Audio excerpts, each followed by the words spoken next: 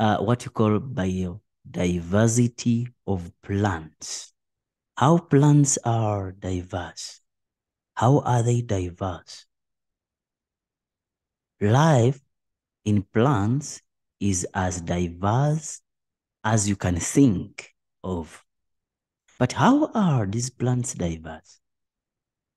So we are going to start with the simplest form of the plants to the most complex part of the plant, or most complex type of the plants. So that's why we are saying that biodiversity of plants. Here we're going to be looking at what we call the BRYOPHYTE, Pteridophyte. Sometimes we call them Pterophytes, and we don't call them Pteridophyte. We call them Pterophytes. And then GYMNOSPERMs, and then ANGIOSPERMs. We need to understand the meaning of each and every term which you see on the screen. BRYOPHYTEs, Pteridophytes. I say that sometimes we call them Pterophytes, GYMNOSPERMs, and ANGIOSPERMs. Sometimes the gymnosperms and angiosperms, both of them, we call them spermatophytes. All right, let's look at the evolution of these plants. Where did they start from and where are they? Which one is most adapted and which one is the least adapted? Evolution of plants. Here we are going to say that evolution of plants has resulted in a wide range of complexity. It means that the organisms evolve from a simple to a more complex organism. When you talk about evolution is increase in the complexity of an organism. The organism becomes more complex as time goes on. In this example, I can give an example as the different types of phones we have been using. A version of 2000 and a version of 2022 is basically different. A version of 2022 and a version of 2023 is different. And then even when you check an amount of money they are selling these phones, they are different. Why are they different? Because of the complexity these organisms have or these phones have. So the early organisms were a little bit simple, and then the recent organisms are a little bit complex. So that evolution occurs not only in the other organisms, but also in plants. So how did these plants evolve, and which one is the simplest form, and which one is the most developed plant? So plants, basically, they evolved from what we call the algae through what we call multicellular marine and fresh organisms. So these algae were green in color. So they developed from this green algae. Algae is not really classified as a plant. When you check in the classification, what we looked at, algae does not belong to plants. So these algae, they had to change from the simple. They had to change into a terrestrial organism. In this case, a terrestrial plant, which is the BRYOPHYTE. It means that the BRYOPHYTE are the simplest form of plants. And then the BRYOPHYTE developed slowly, and then they form what you call the pterophytes, or what we call the ferns. The ferns are yes, the ferns are example of what we call the pterophytes, or what we call pteridophytes. And then the pteridophyte, they modified slowly into what we call the gymnosperms. And then the gymnosperms, they developed more into what we call the angiosperms. So today we have what we call the most developed plant as the angiosperms. But what does the word gymnosperm, angiosperm, pteridophyte, BRYOPHYTE mean? We're going to look at it. Let's look at the detailed part of evolution of plant groups. Evolution of the plant groups. Currently, there are different plant groups or plant species on Earth, which are said to have emerged from a simple unicellular algae. So in this case, what you look at it, the previous algae was unicellular, one cell, but it developed into a multicellular organism. Yes. So these plants have been classified into 4 plant groups. The first group is what we call the BRYOPHYTES. The example of BRYOPHYTES are the mosses, the liverworts, the hornworts. Have you ever seen this? Have you got a chance for your teacher to take you where these BRYOPHYTEs are? Or have you got a chance for your teacher to bring these BRYOPHYTEs into your class? Let's see some of the pictures as we continue. The next group is what we call the Pterophytes, or what we call the Pteridophytes. An example are ferns. Ferns are also examples. We find these plants most especially in forests, in thick forests, not just mere forests. The problem we have now, we only visit our forests, our lakes, our deserts, our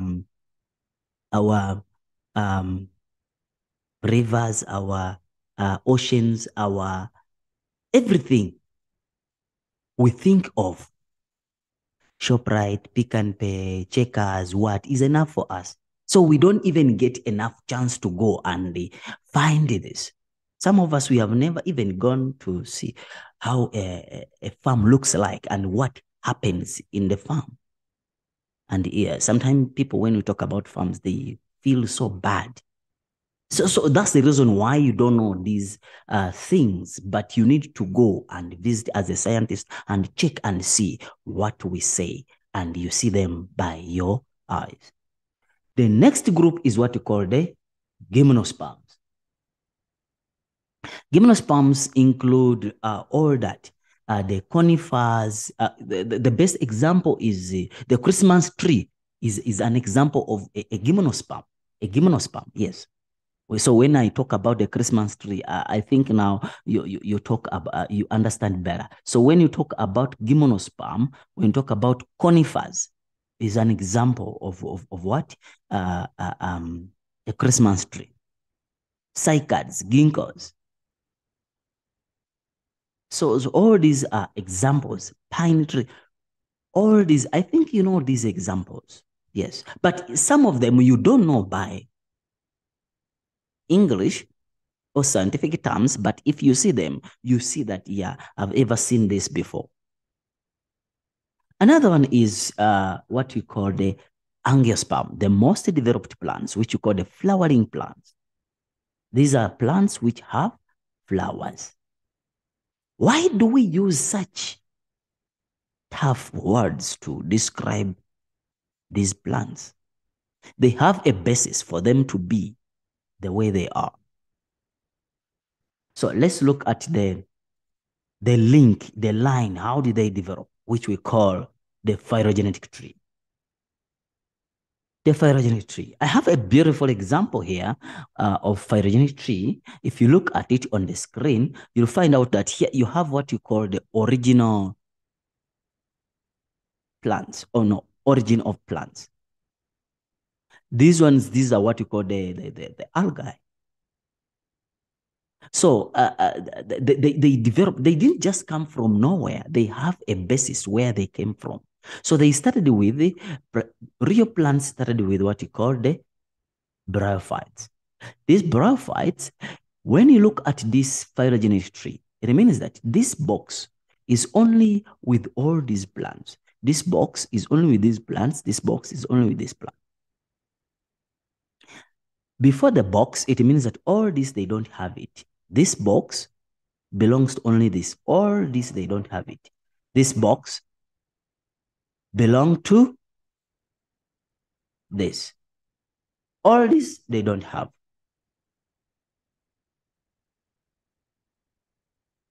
So basically, that's what is it. Yeah, you'll excuse us for that noise because of the recording from town. Sometimes we have no choice, but we have to deliver the what? The class. They're saying that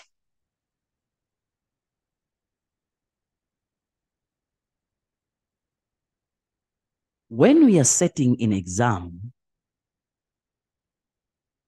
we can bring them, we hide something. I'm going to show you how do we answer questions and what are some of the most or the commonly asked question in this topic. So we are saying that bryophytes are an informal division that consists of 3 groups. Those groups, all of them are non-vesicular plants. It means that when you talk about the word non-vesicular, it means that they don't have what? They don't have what we call the xylem and the phloem. They don't have them. Yes. So examples are moss, liverwort, and then honeywort. So these are some of the pictures we can use for you to understand. This is the honeywort, this is the liverwort, and then these are the moss. I think most of us, we don't know what we call the honeyworts, we don't know what we call the liverworts, but in most cases, we know what we call the moss. I'll be doing a video soon, just trying to show you that moss and these different plants corresponding to all the groups, so that now you understand better, so that you don't get any confusion when we talk about these bryophytes, the pteridophytes, the angiosperm, and then the GYMNOSPERM. So let's look at the general characteristics of the bryophytes. Number 1, they're found in the damp areas. Damp areas. So the general characteristics, we say that, number 1, they are found in damp and shaded or shady areas. Areas which are a little bit moist. Yes, moist areas. They can't be able to stay in area which is not having water. It's supposed to be moist. Why? Because of they don't have a vesicular tissue. They don't have these structures which can make them sustain the harsh conditions of this terrestrial life. So because they are from algae, and algae are found in water, so they try to develop slowly, but they have not yet developed to sustain themselves in areas which are a little bit harsh. Number 2, these plants, they have what we call, its body is a thallus. Thallus means that the roots are not true roots, the leaves are not true leaves, the stem is not true stem. Like, it looks like a plant, Yes, it's a plant, but not perfectly a plant. You understand? Yes. That's why if you look at, we're going to see it, that if you look at its roots are not called roots, they're called rhizoids. We're going to see that. So it is a plant-like, hence we call it a what? A thallus. It is attached to the substratum. Substratum, it means that sublayers. In science, when you say substratum, it means stratum. Stratum comes from the word layer. When there are many layers, it means strata. So by the rhizoids, it means that they carry out anchorage by rhizoids, which are unicellular. It means that they are single cell. Some of them are multicellular.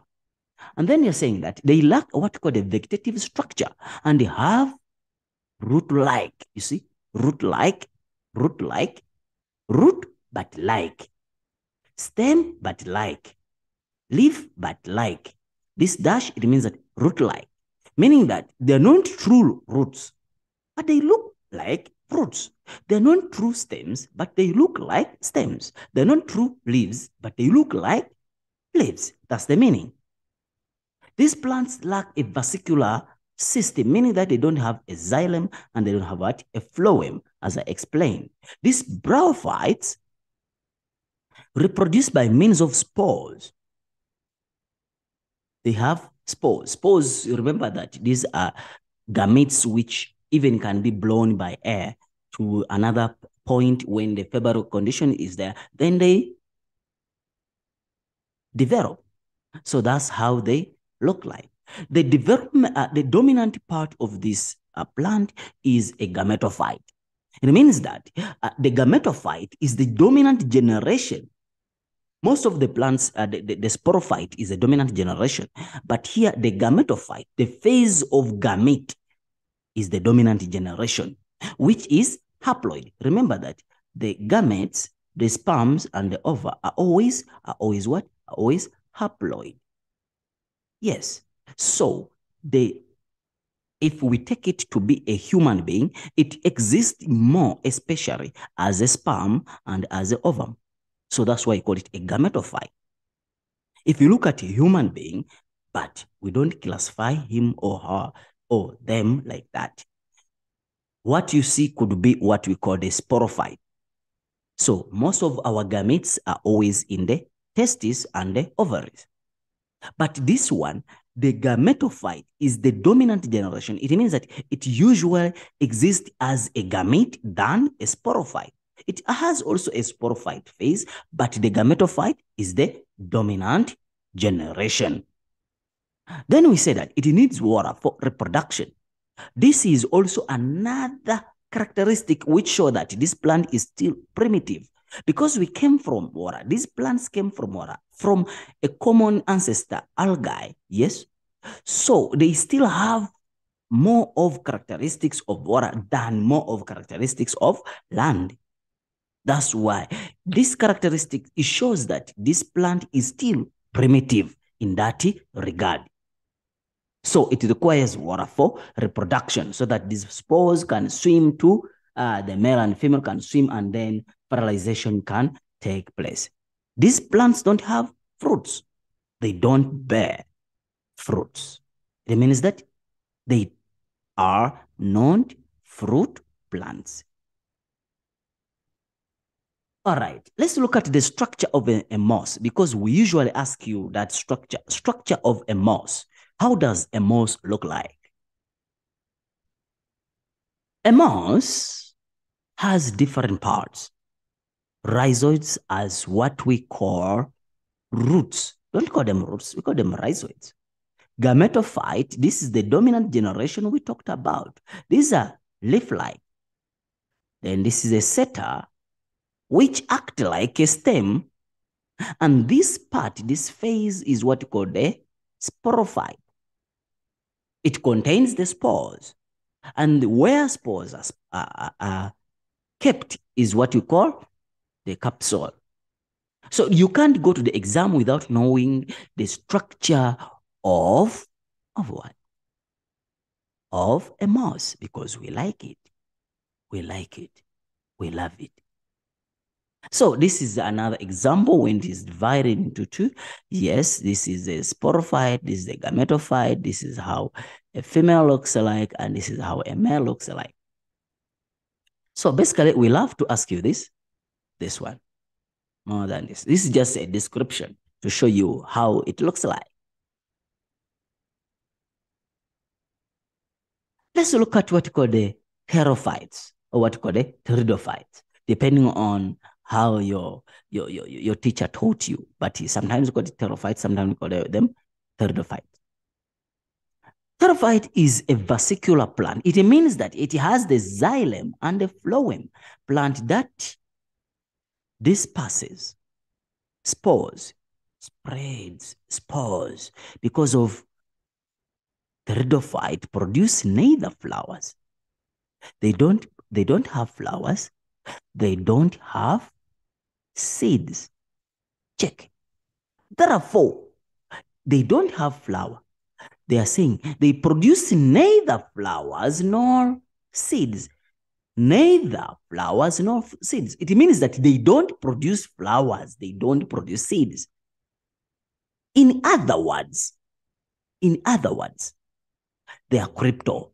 Crypto means something which is hidden. When you say cryptocurrency, it's a currency which is not direct. You can't have a Bitcoin and then you go and to ShopRite and then you buy. However much is the currency, but you can't, is hidden in something else. Even they tell you and say that this cryptocurrency is worth, or this Bitcoin, for example, is worth this amount of dollars. It means that they have to first convert it into another currency so that you know its worth. So when you say crypto in science, it means something which is hidden.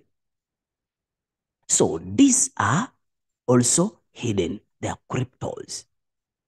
The funds, the hostels, yeah, all these are examples of pterophytes. We will find this in the forest if we go together to discover more about life science. So this is example, this is a structure of a fan. This is how a fan looks like with the rhizoids, you see. So this rhizome, not a rhizoid, yeah. Don't confuse what called rhizoid and rhizome. Rhizome, it's like underground stem. Looks like what we call a stolon. So the rhizome have what we call the roots. It means that this is a little bit advanced compared to bryophytes. So when we continue, we see that what are some of the general characteristics of these pterophytes or pteridophytes? Number one, they have a true root, true leaves, true stems, true roots, true leaves, true stems. It means that these are basically better plants than the bryophytes. The sporophyte is a dominant generation. Sporophyte. Remember the other one we said, the gametophyte. Yes, but here the sporophyte is the dominant generation. Yes. And then we are saying that the gametophyte is a prothallus. It's before the thallus, as we are going to that side. It means that it is not yet a thallus. Therefore, it means that it's also, its gametophyte is weak. Therefore, the sporophyte, that's why the sporophyte is the dominant generation, as we have mentioned it here, that sporophyte is a dominant generation, while the other one, we say the gametophyte, is a dominant generation. The weak of this one is the advanced version of the other one, the bryophyte. You see that now pteridophyte are more advanced than bryophytes. They have adventitious roots. Adventitious roots, it means that they don't have these roots which undergo to the ground very fast, far deep. They are just like hair on the head. Adventitious root. Example of adventitious root is the onion. If you look at the onion, yes. Leaves are monocots. It means that they have long leaves. They have long leaves. Yes, they have long leaves with the parallel veins, not network. And the dicot leaves are attached to the petals. So these leaves, if they are monocots, they are sensile. And then if they're dicots, they are attached to the petal. What are monocots? Monocots, when you talk about monocots, because some students may be confused, when you say monocotyledonous plant, is a plant which has one seed. An example is a maize, meal. And then a dicot is a plant which has two seeds. An example is a peanut, beans. Yes. Examples of dicots. I think now you understand. Then the sporophyte is a dominant generation. We have seen it. And it has true roots, true stems, and true leaves. It needs water for reproduction. It means that even this one is still having that primitive characteristic. That primitive characteristic of what? The primitive characteristic of having water to be present for its reproduction to take place. So it requires water for reproduction to take place. Possesses what you call the xylem and phloem. It means that they have what we call the vesicular bundle or the vesicular tissue. It means that now they can stay a bit towards the land than towards the water.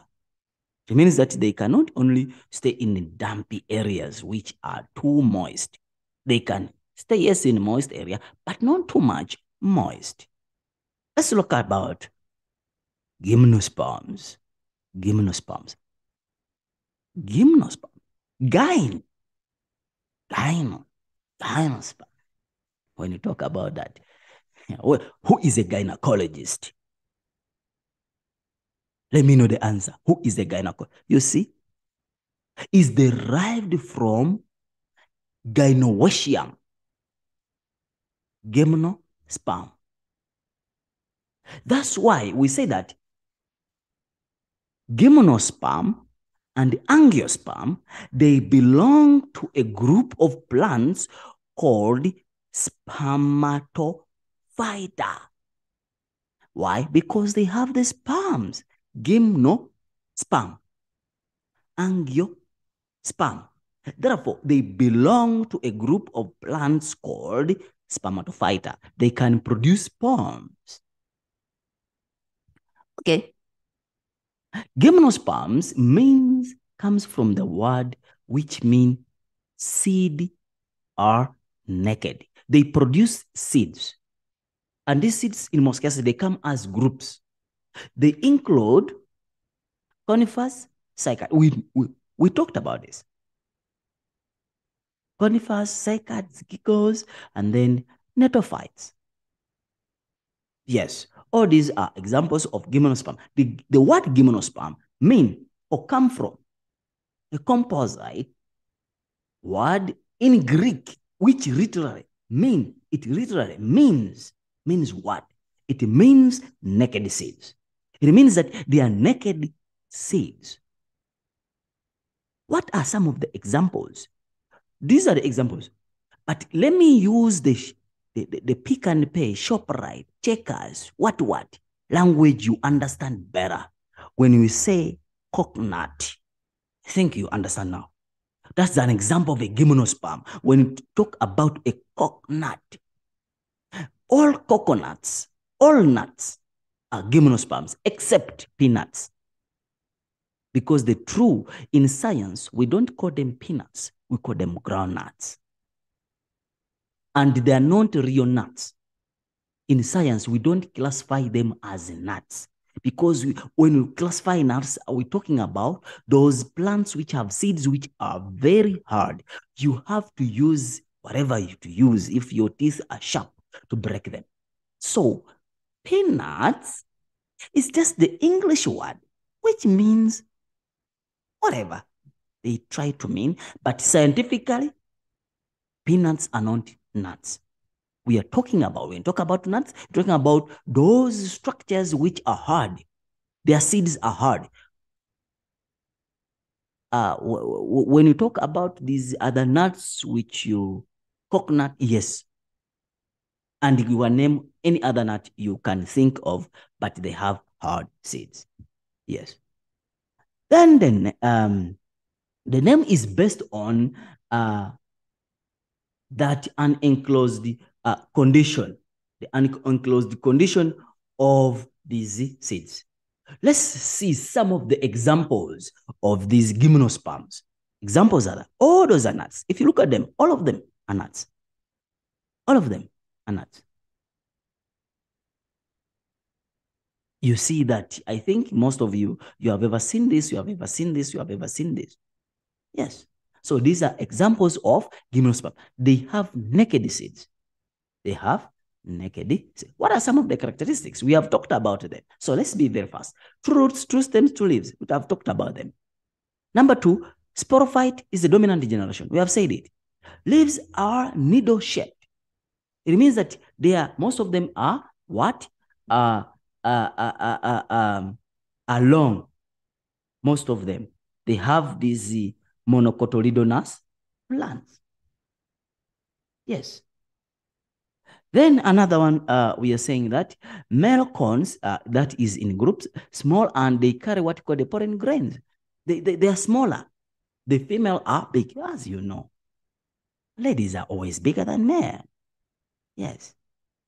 If you find a man who is bigger than a female, that's a rare case.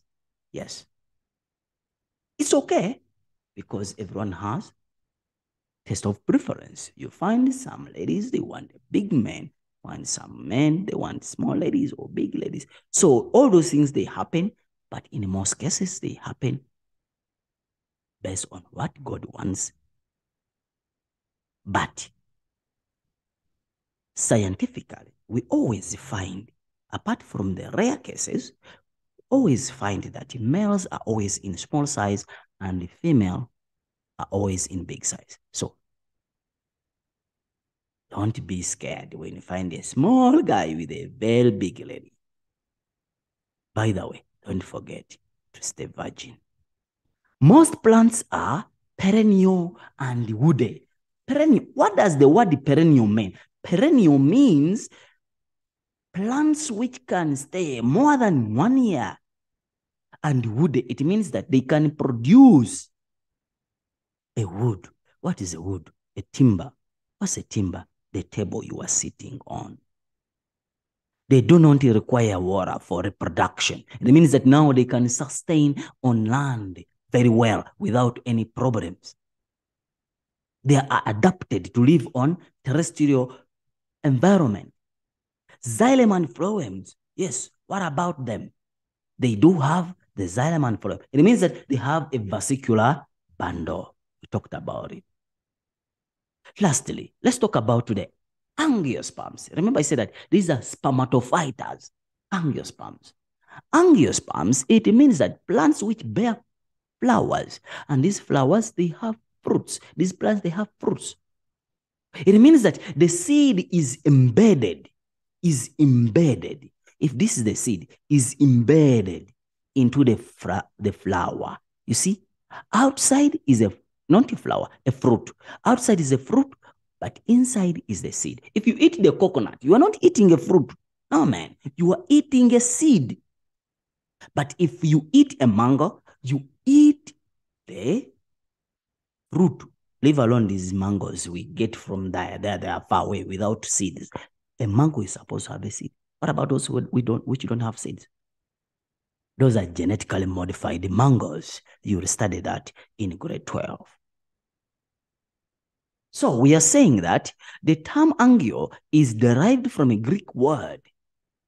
And this Greek word means seeds enclosed in fruits.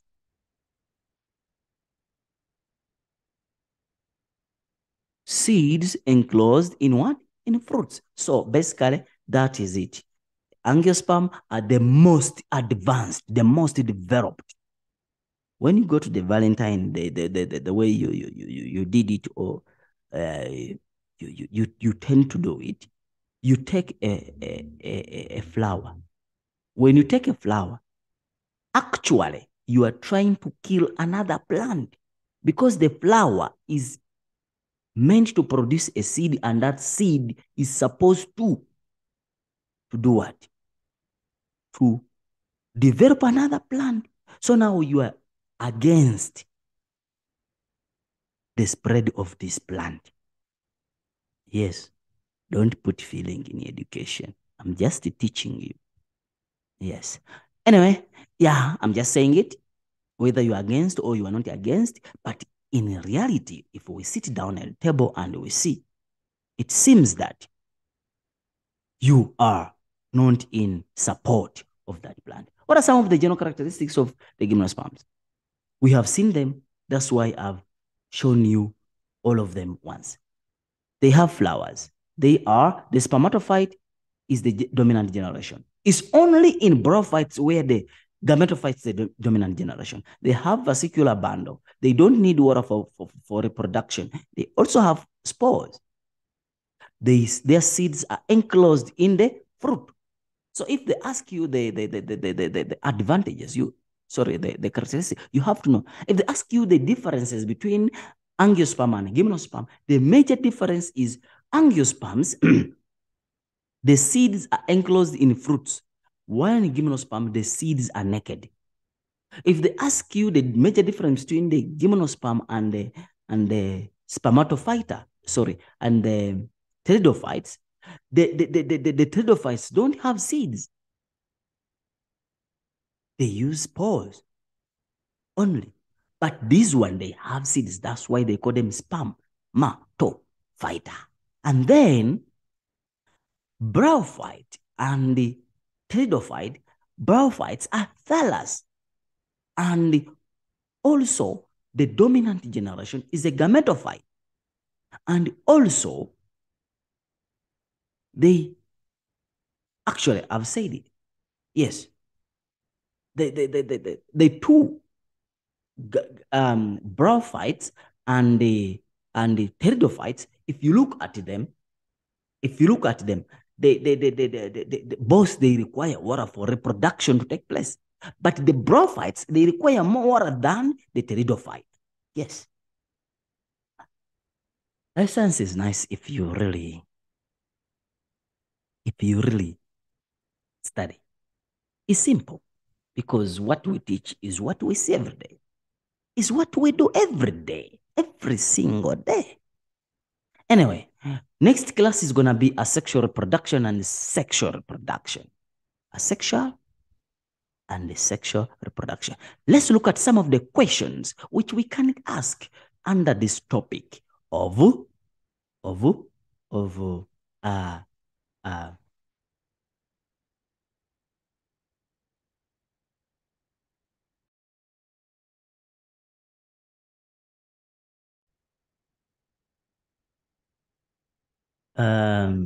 let's look at some of the questions concerning about the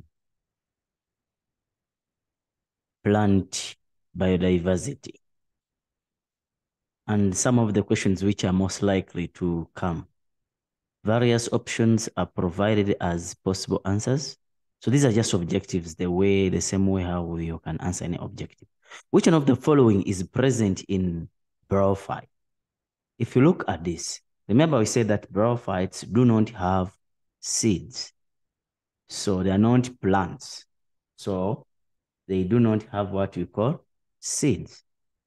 So this one is wrong. Sorry, this one is wrong. Xylem, they don't have xylem. This one is wrong. They don't have flowers. This one is wrong. So the correct answer is they have spores. Which one of the following is an advantage of asexual reproduction? Yes, we have not yet covered this, but let's just talk about it. Asexual reproduction, remember that you don't need to have two parents. You only need to have one parent. And then number two, you'll find out that in asexual reproduction, you find out that the organisms, they multiply at a very fast rate.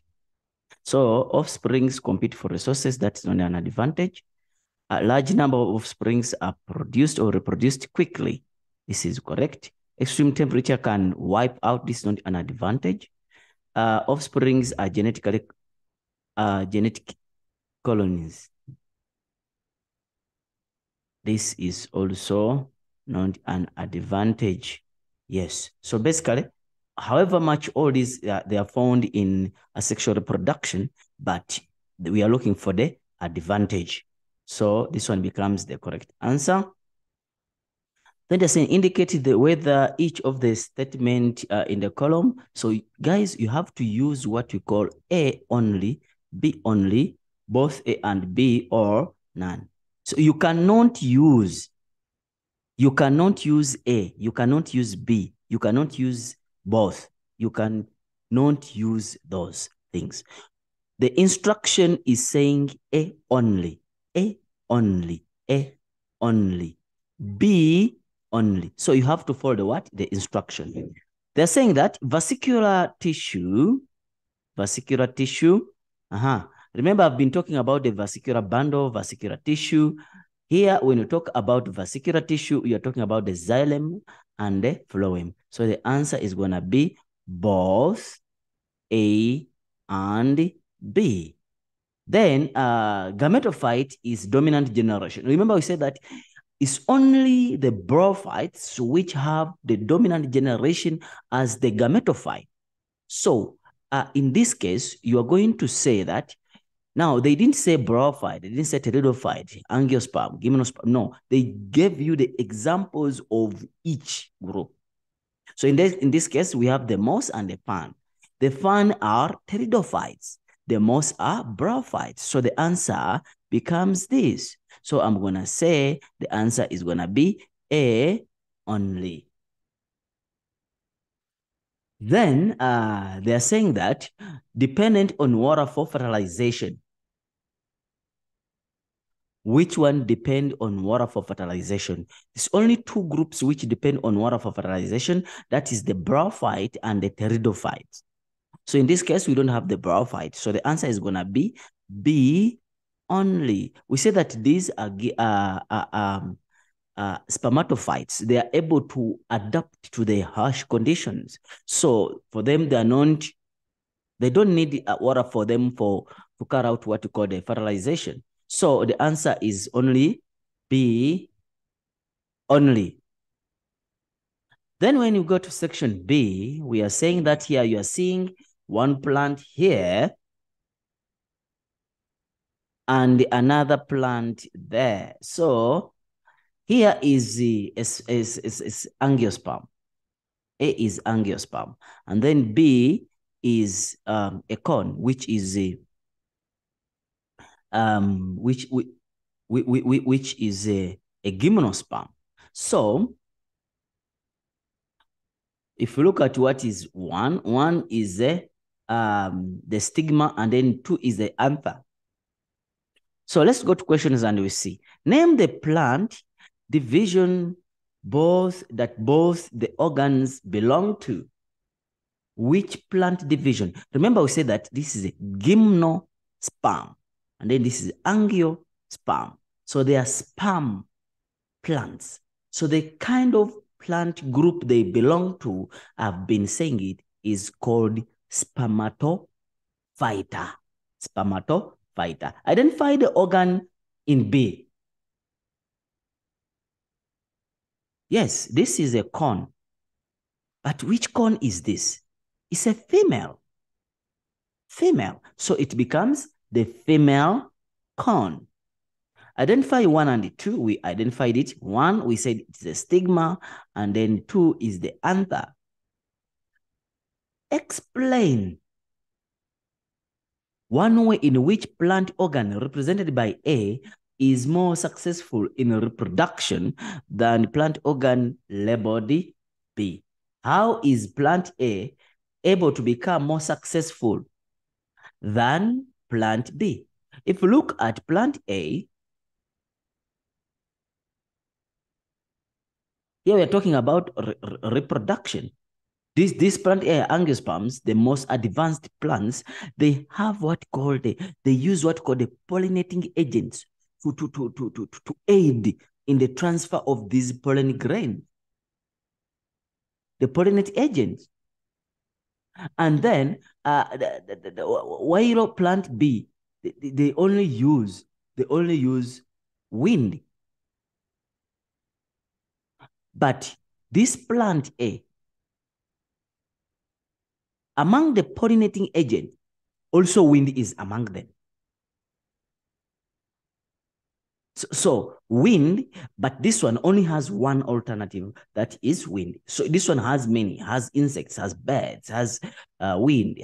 So it means that this one has more options than this. Therefore, it can become more successful in terms of reproduction than, it's like when you are in area, there is only one girl.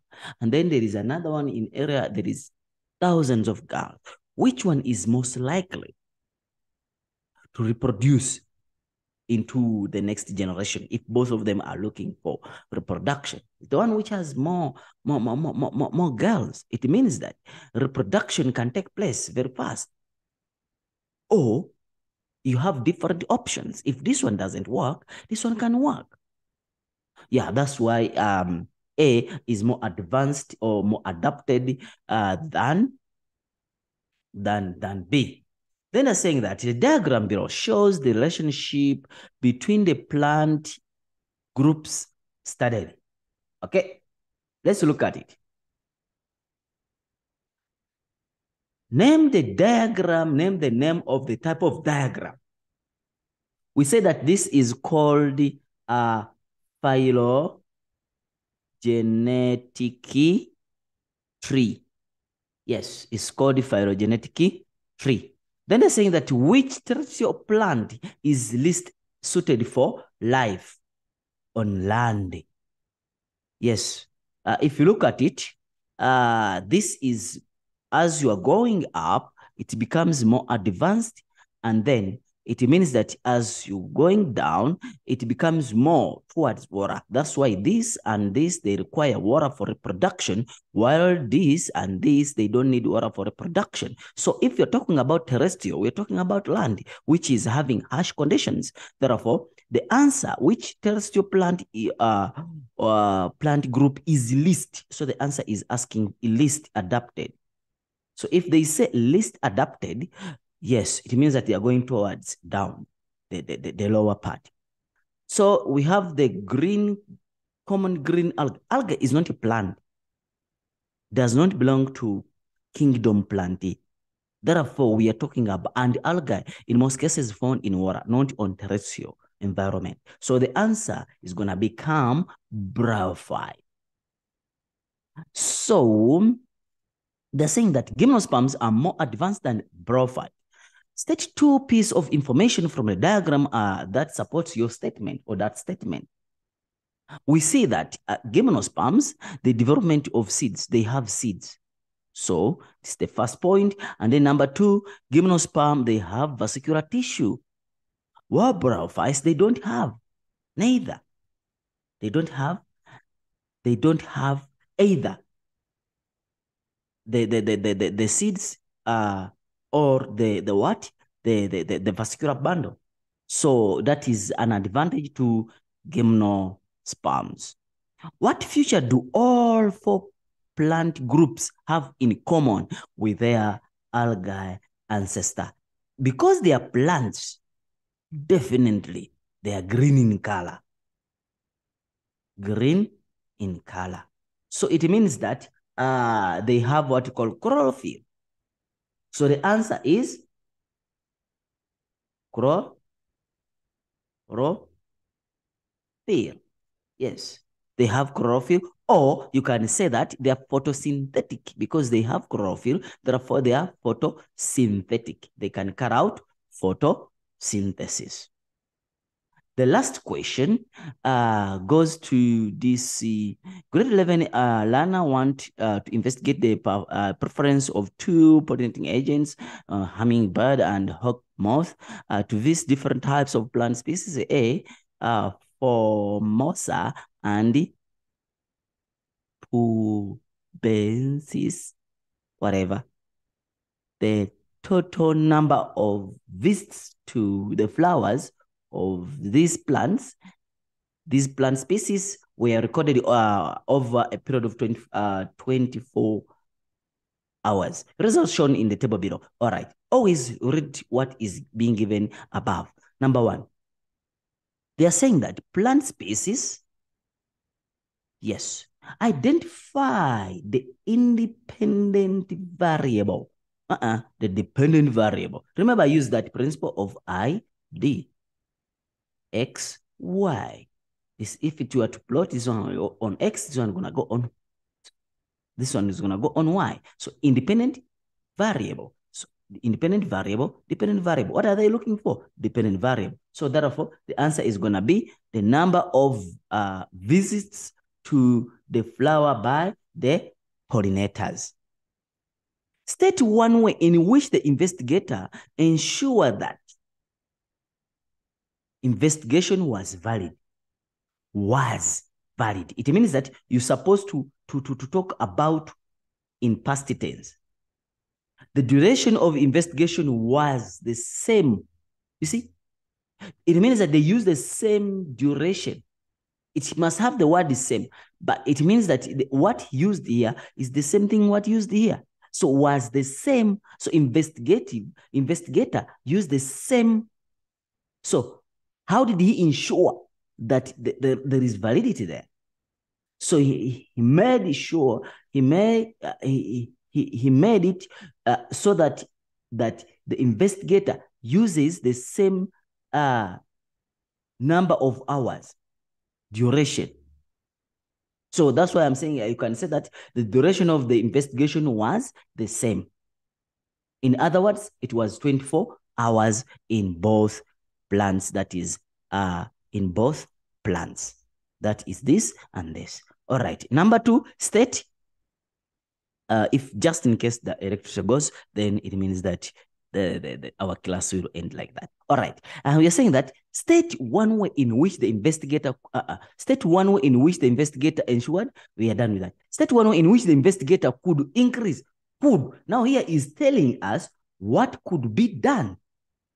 Then you must use maybe the same environmental condition, same number of flowers, same kind of birds. For example, the hummingbirds and the hawk moth, they must not use the different what? Birds. Lastly, what can a researcher conclude from the result? If you look at this, what can the researcher conclude about? If you look at it, hummingbird, what do they prefer? They prefer this Formosa. And then what about the hawk moth? The hawk moth, they prefer the pabensis. Yes, it means that the